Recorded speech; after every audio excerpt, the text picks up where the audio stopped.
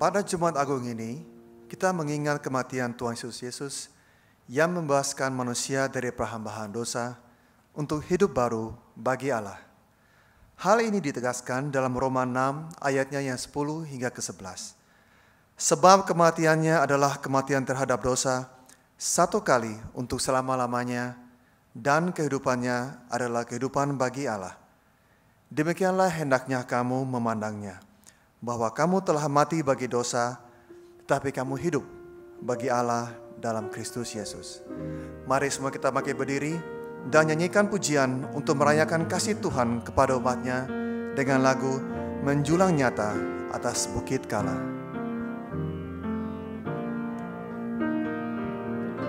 Menjulang nyata atas bukit Kala, terang benderang salib-Mu Tuhanku,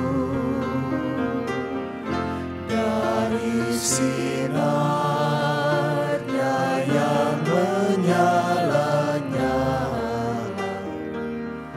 memancarkan kasih agung dan restu. Seluruh umat insan mendengar ke arah cahaya kasih yang besar, bagai belah yang kara merindukan di ufuk timur pagi mereka.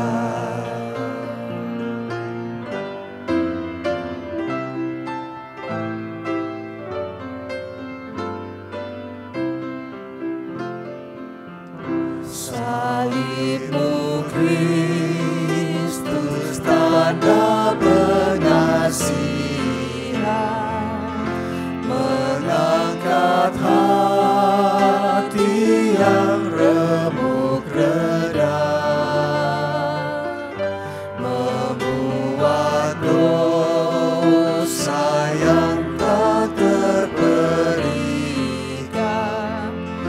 di lubuk cinta Tuhan terbenam. Di dalam Tuhan kami balik lagi, insan ternoda kini berseri, teruras darah suci yang mengalir, disalib pada bukit Kalvari.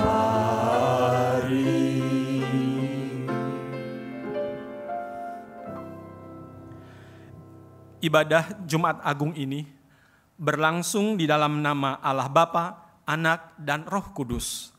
Kasih karunia dan damai sejahtera dari Allah Bapa kita menyertai saudara.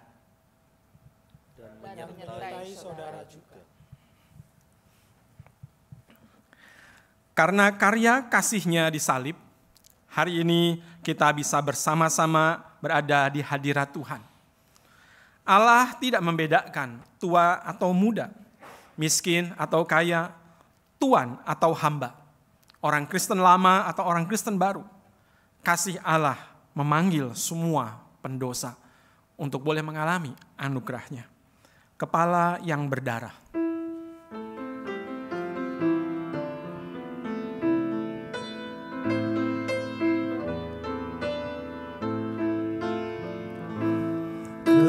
Kepala yang berdarah, tertunduk dan sedih, penuh dengan sengsara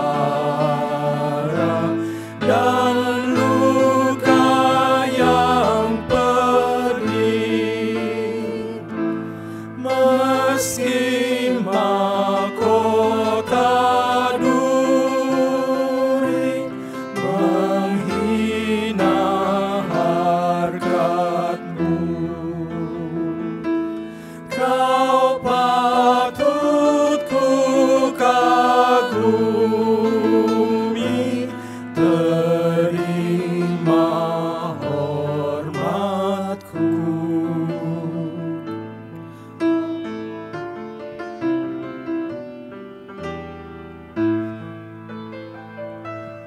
Oh, wajah yang mulia,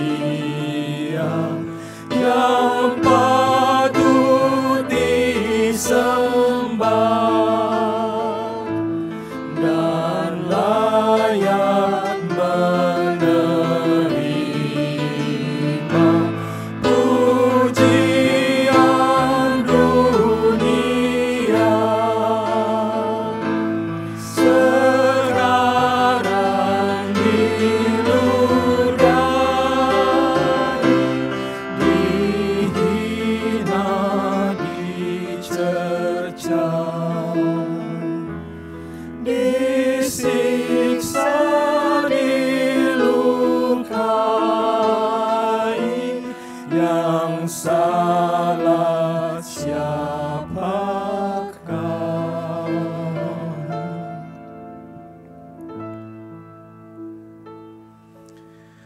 Di hadapan Allah yang penuh anugerah dan rahmat, marilah kita mengaku segala kesalahan dan dosa kita masing-masing.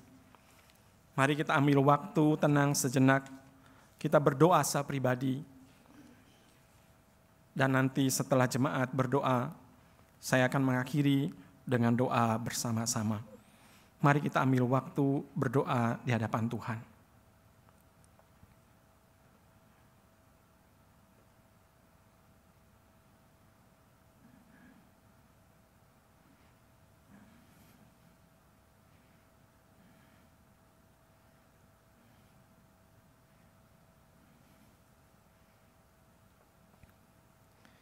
Ya Tuhan, inilah kami datang di hadapan-Mu, masing-masing menyatakan diri akan dosa dan kesalahan kami.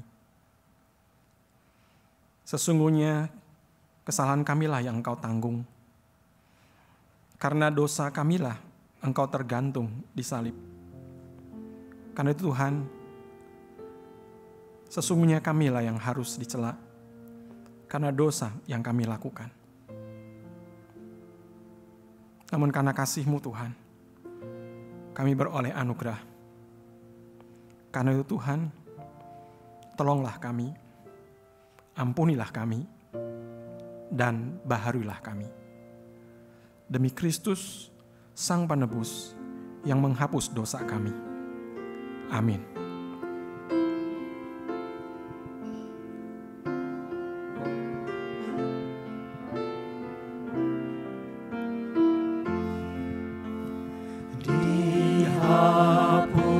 Dihapuskan dosaku hanya oleh darah Yesus.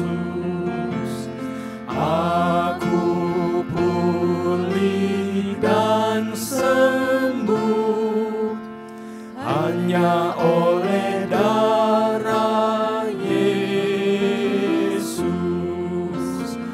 Oh, darah Tuhanku, sumber pembasuhku, sucilah hidupku hanya oleh darah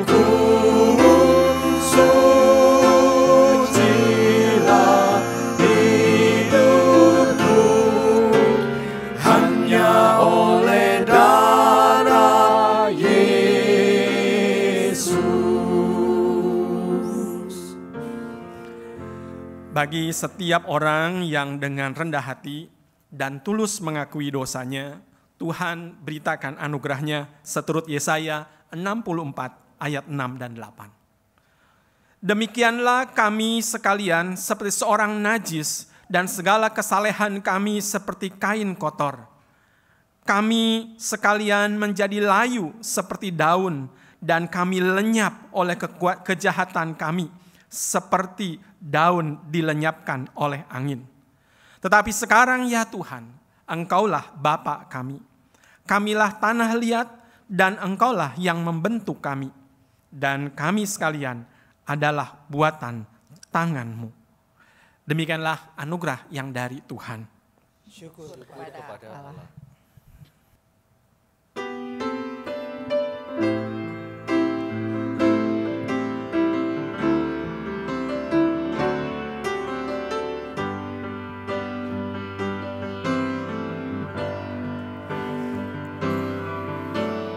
Hanya Kau Tuhan di hidupku, Kau berikan hidup yang baru. Darah-Mu menyucikan, pulihkan hatiku. Ku nyatakan Kaulah segalanya. Engkaulah sumber pengharapan. Kuasa-Mu sanggup menyembuhkan. Jiwaku pun berserah hanya kepadamu. Yesus, Kaulah segalanya. Karena salib-Mu ku hidup. Karena salib-Mu ku menang. Engkau yang berkuasa sanggup melakukan mujizat-Mu. Karena salib-Mu ku hidup. Karena salib-Mu ku menang. Engkau yang berkuasa sanggup melakukan mujizat-Mu di hidupku.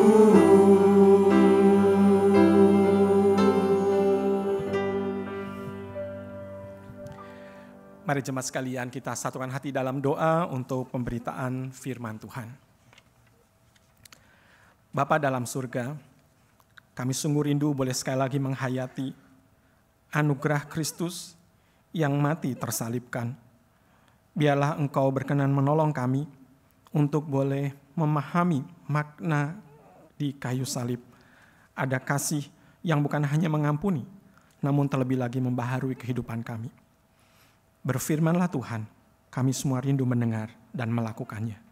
Demi Kristus kami berdoa. Amin.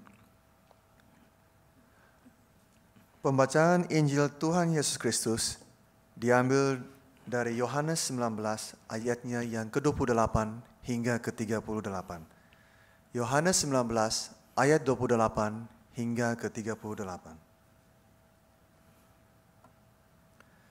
Sesudah itu, karena Yesus tahu bahwa segala sesuatu telah selesai, berkatalah ia, supaya genaplah yang ada tertulis dalam kitab suci, Aku haus. Di situ ada suatu bekas penuh anggur asam. Maka mereka mencucukkan bunga karang yang telah dicelupkan dalam anggur asam pada sebatang hisop, lalu mengunjukkannya ke mulut Yesus. Sesudah Yesus meminum anggur asam itu, berkatalah ia, sudah selesai. Lalu ia menundukkan kepalanya dan menyerahkan nyawanya. Karena hari itu hari persiapan, Dan supaya pada hari Sabat mayat-mayat itu tidak tinggal tergantung pada kayu salib, sebab Sabat itu adalah hari besar, maka datanglah orang-orang Yahudi kepada Pilatus dan meminta kepadanya supaya kaki orang-orang itu dipatahkan dan mayat-mayatnya diturunkan.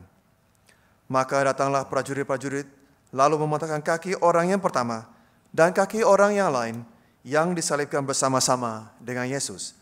Tetapi ketika mereka sampai kepada Yesus dan melihat bahwa ia telah mati, mereka tidak mematahkan kakinya.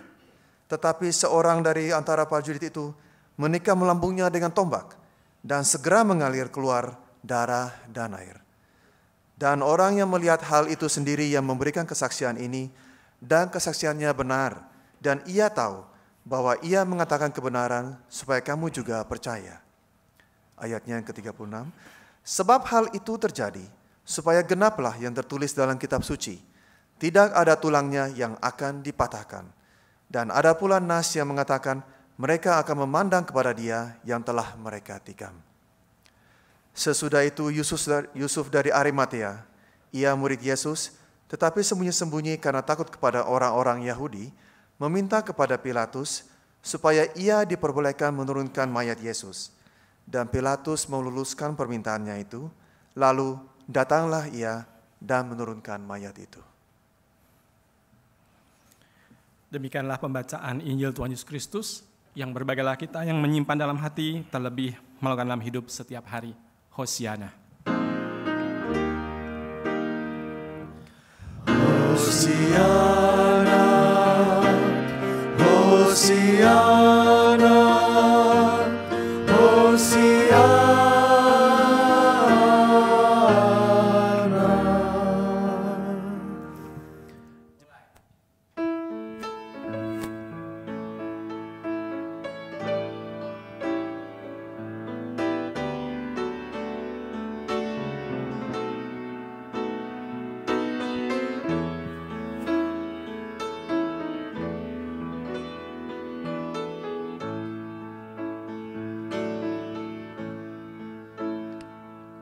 Hidup yang putus asa tak berarti, jalan dengan tanpa harapan, lalu tangan yang berlubang paku menjamah jadi hidup baru, dan kayu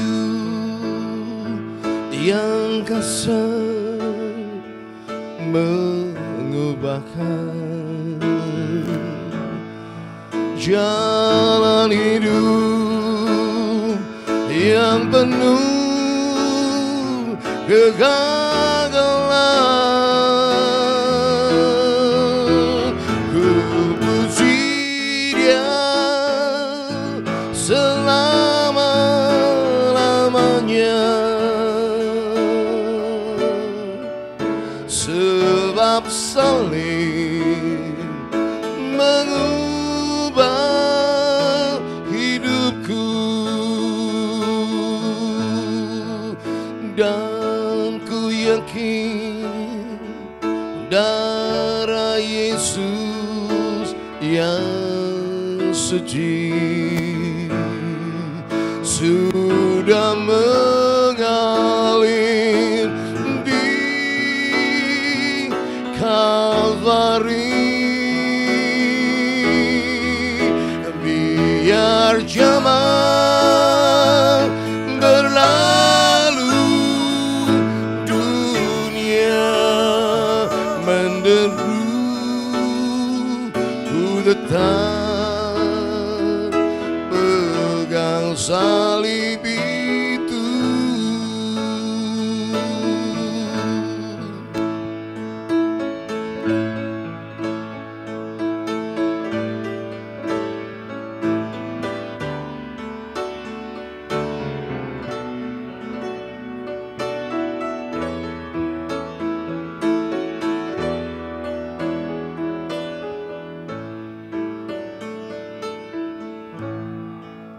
Ku yakin bahwa Tuhan Yesus disalib itulah agung dan ajaib. Hidupku sungguh-sungguh menjadi baru, dan ku tetap pegang salib itu, dan ku yakin darah Yesus yang suci sudah mengalir di Kalvari. Biar zaman berlalu, dunia menderu, ku tetap pegang salib itu.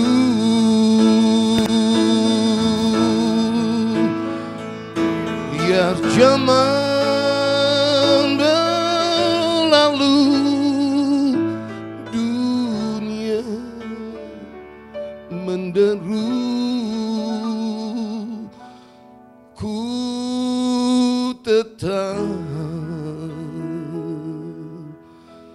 pegang salib itu.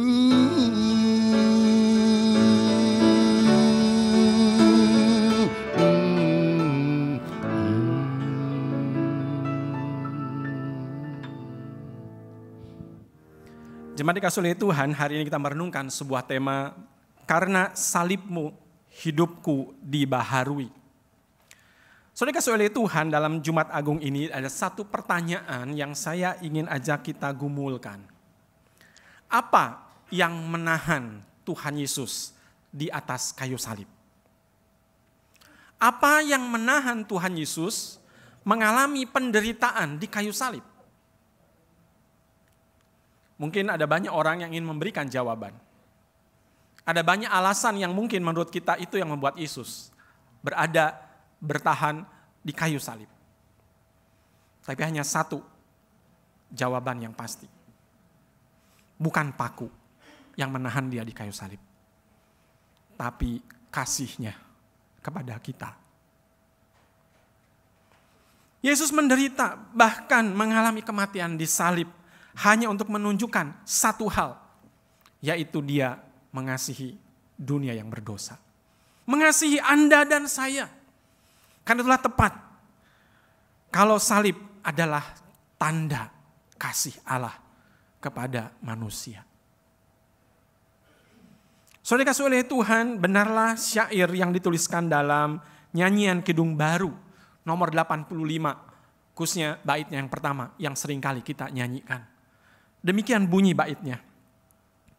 Mengapa Yesus turun dari sorga, masuk dunia gelap, penuh celah. Berdoa dan bergumul dalam taman, cawan pahit pun diterimanya. Mengapa Yesus menderita, didera, dan mahkota duri pun dipakainya. Mengapa Yesus mati bagi saya? Jawabannya, ya, kasihnya. Iya, karena kasihnya. Saudara dikasihi oleh Tuhan, di atas kayu salib pada Jumat itu, Yesus mempraktekkan kekuatan cinta kasih Allah. Dan itu dia tunjukkan bukan dengan kekuasaan. Dia menunjukkannya justru di dalam kepasrahan. Dia menyerahkan dirinya. Yesus bukan menjadi korban dari kebrutalan manusia. Yesus bukan menjadi korban dari kekejaman manusia. Tapi Yesus menjadi kurban Dia berkurban untuk menebus kita dari kekejaman dosa, dari kebrutalan kejahatan. Kalau Yesus mau menggunakan segala kekuasaannya, sudah lama, jauh-jauh sebelum Yesus sampai di Golgota. Dia sanggup, dia bisa mengalahkan semuanya. Pertama, ketika dia harus memulai pelayanan ini, dia dicobai oleh iblis. Dia menjalaninya dalam ketaatan karena kasih kepada Bapa, karena kasihnya bagi kita. Dan kalau kita perhatikan ketika Yesus harus menderita, didera, dicela, dihina, bahkan sampai disalibkan dengan tidak berdaya, manusia gagal untuk memahami bahwa itu adalah justru karena kasihnya bagi kita. Manusia lebih mementingkan diri sendiri, manusia lebih memandang diri sendiri, sehingga mereka tidak mempedulikan apa yang Yesus beri bagi manusia berdosa ini. Itulah sebabnya kenapa ketika Yesus menjalani semua penderitaannya, bahkan sampai kepada kematiannya, begitu banyak orang yang mengolok-olok dan menggugat dia. Kita melihat bagaimana para prajurit mengolok-olok Tuhan Yesus. Dalam Lukas pasal 23 ayat 37 dikatakan, "Jika engkau adalah raja orang Yahudi, selamatkanlah dirimu." Berbicara tentang kekuasaan. Kalau engkau raja, pakai kekuatanmu, pakai kuasamu. Atau juga ketika di dalam Lukas 23 ayat 39, ada penjahat yang digantung bersama di salib berkata, "Bukankah engkau adalah Kristus? Engkau adalah yang diurapi Allah. Engkau adalah orang yang ditunjuk Allah. Selamatkanlah dirimu dan kami." Ini betul-betul orang yang tidak tahu diri.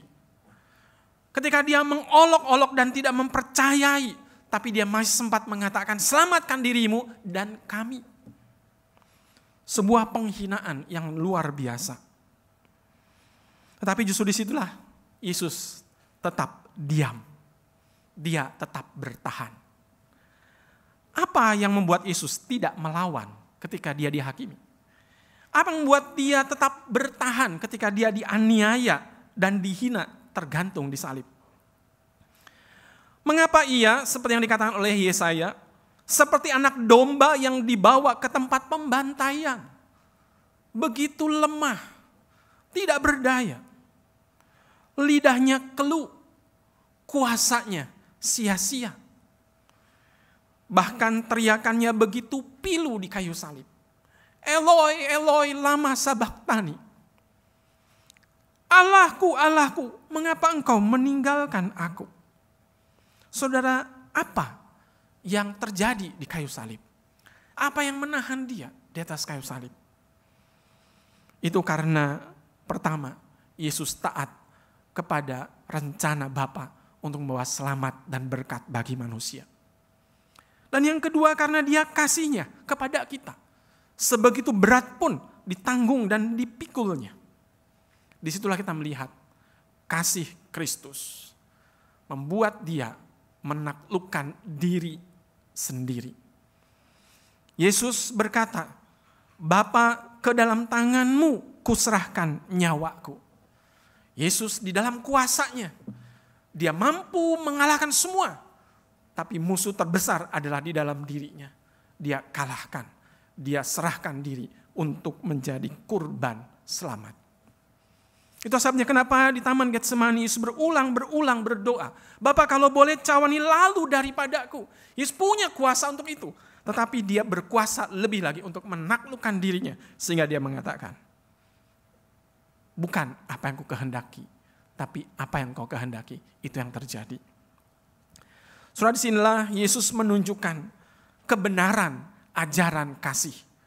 Bukan hanya dengan perkataan, tapi dengan perbuatan.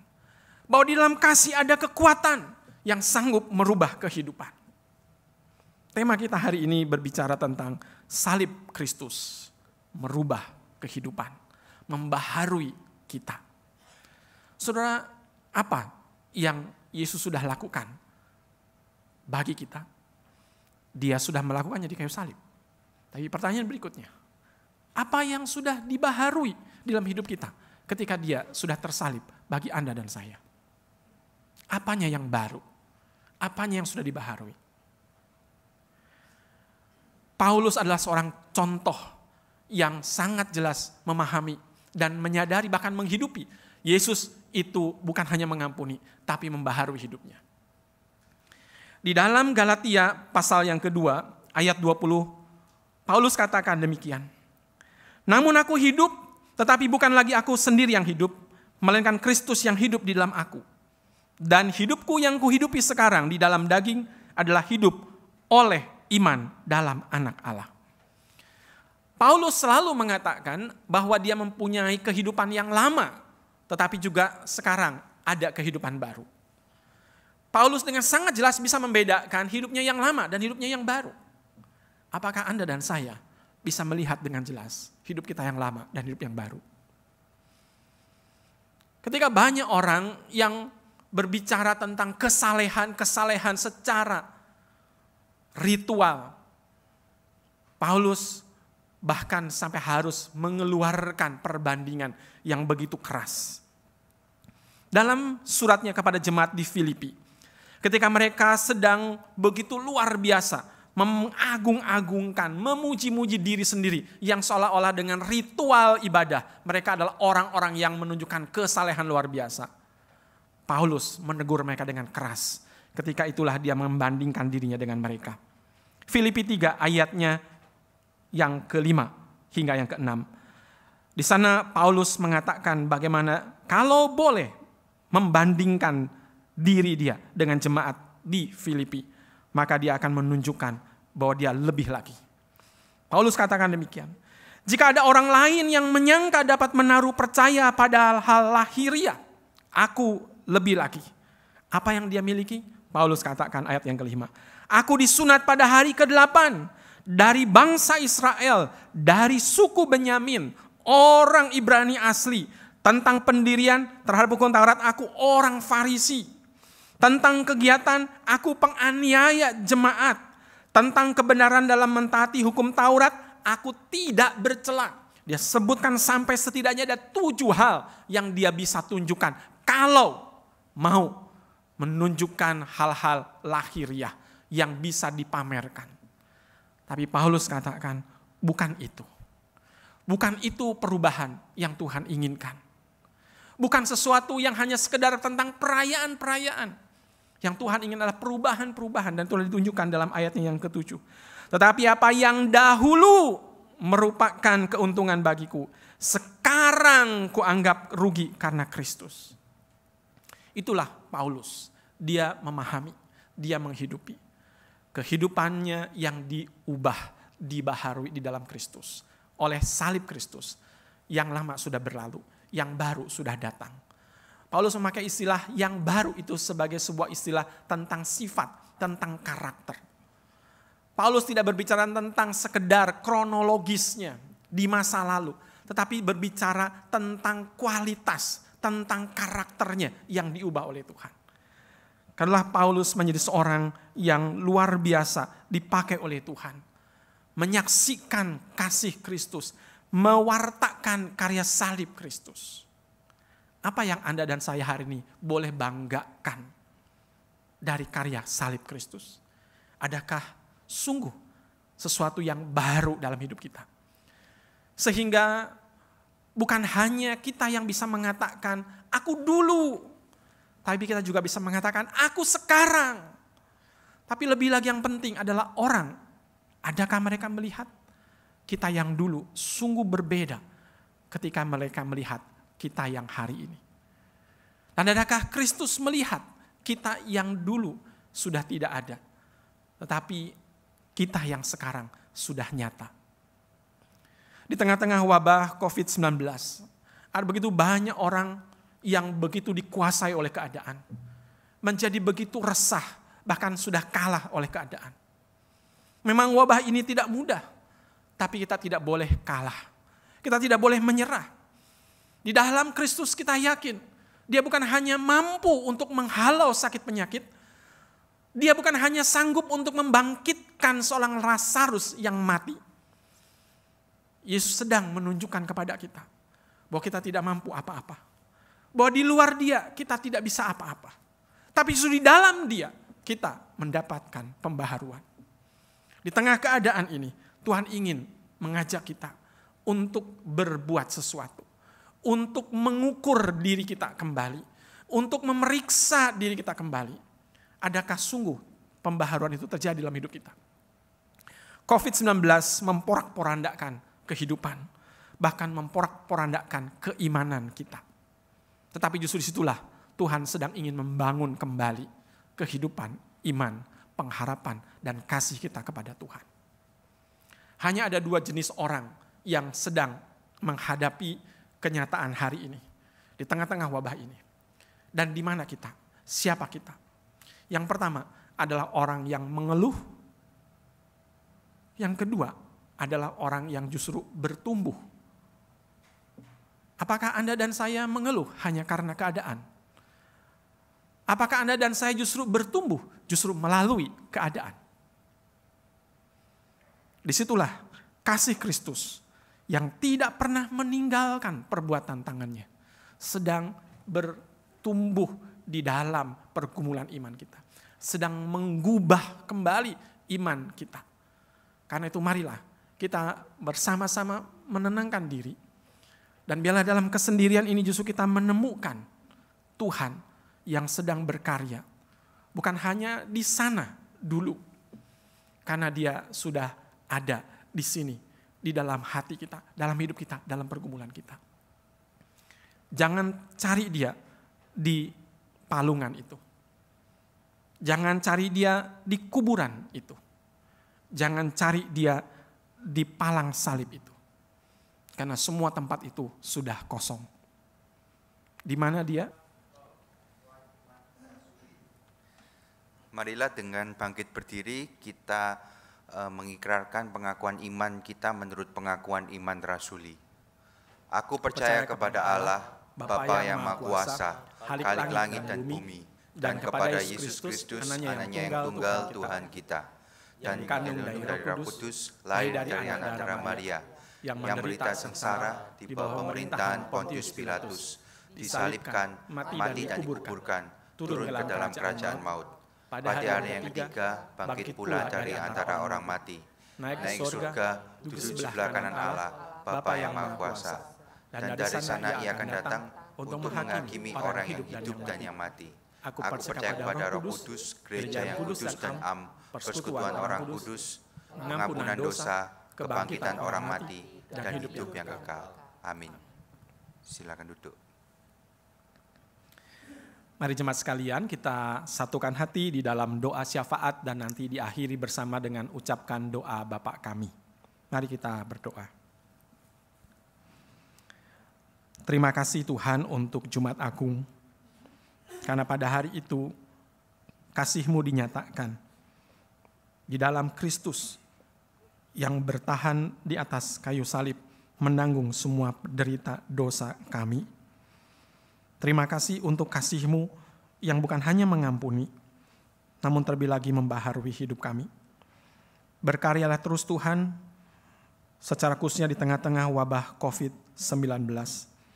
Ketika kehidupan telah memporak-porandakan pikiran, perasaan, kehidupan sehari-hari, harapan, dan masa depan. Tapi kami kan percaya bahwa di dalam kasih Tuhan, Engkau membuat segala sesuatu indah pada waktunya. Kami percaya bahwa Tuhan memakai segala sesuatu untuk mendatangkan kebaikan bagi yang percaya. Karenanya kami yakin dan percaya akan kasih-Mu sedang melakukan sesuatu membaharui kehidupan. Karena itu Tuhan tolong kami untuk boleh memeriksa diri, untuk kembali menata diri di dalam kuasa dan hikmat Roh Kudus. Baik hidup keluarga, kerja kami, karya pelayanan kami di gereja, terlebih lagi kesaksian kami di tengah dunia. Biarlah Engkau berkenan menolong kami, supaya di tengah-tengah kesendirian kami, ketika masing-masing kami harus melakukan tindakan mengisolasi diri di tengah-tengah keluarga. Kami justru boleh mengalami dan berjumpa dengan Tuhan. Kami boleh melihat kembali maksud dan rencana-Mu atas kehidupan.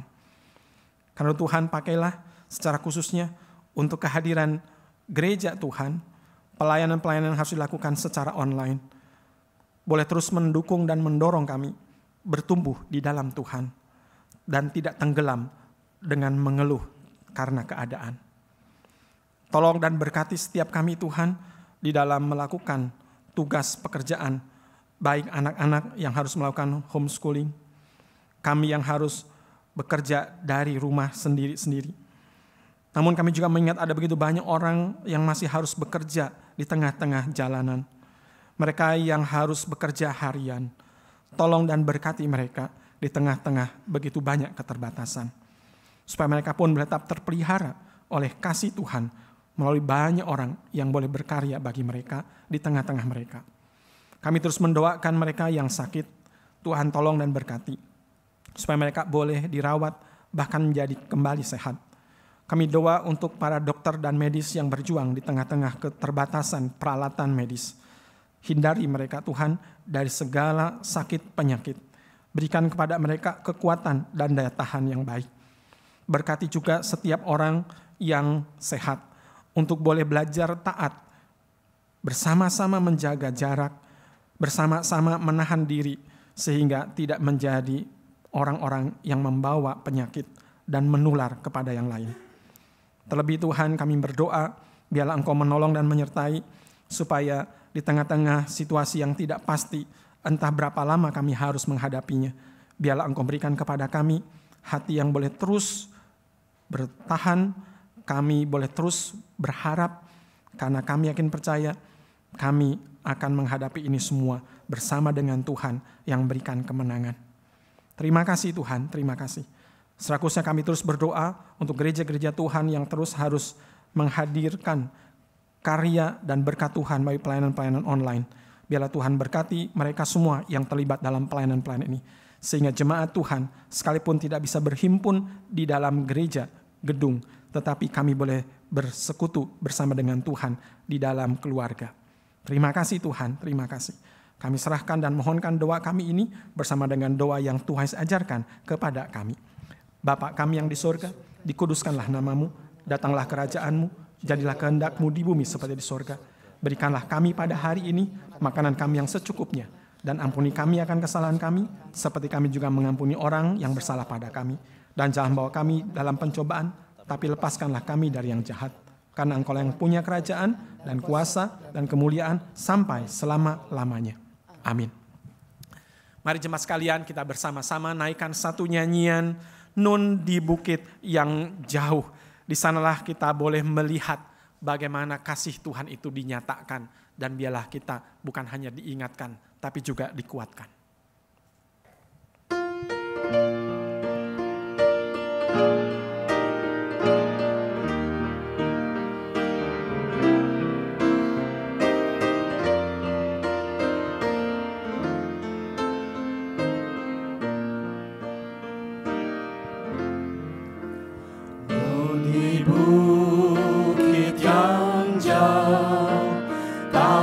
Kayu salib, lambang kutuk nestapa celah. Salib itu tempat Tuhan Maha Kudus menebus umat manusia.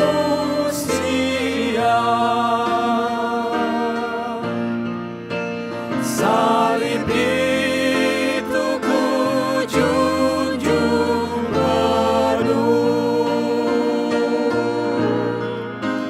hingga tiba saat ajalku. Salib itu ku rangkul teguh dan mahkota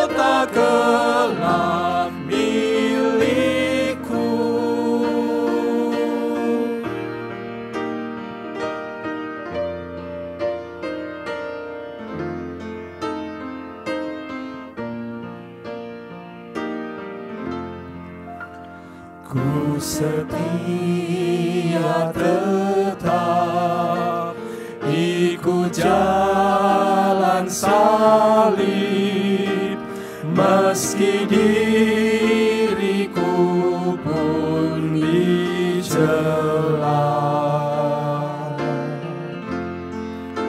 Satu saat kelak ku dibawa pergi ke tempat kemuliaannya. Salib itu ku junjung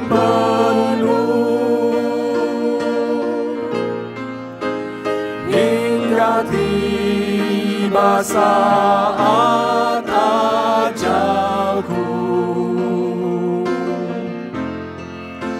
Salib itu ku rangkul teguh, dan mahkota gelap milikku.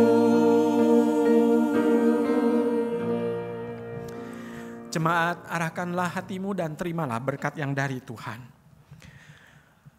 Biarlah kasih-Mu makin melimpah di dalam pengetahuan yang benar dan dalam segala macam pengertian, sehingga kamu dapat memilih apa yang baik, supaya kamu suci dan tidak bercacat menjelang hari Kristus, penuh dengan buah kebenaran yang dikerjakan oleh Yesus Kristus Sang Penebus, di dalam pertolongan Allah Roh Kudus, untuk memuliakan dan memuji Allah Bapa. Amin.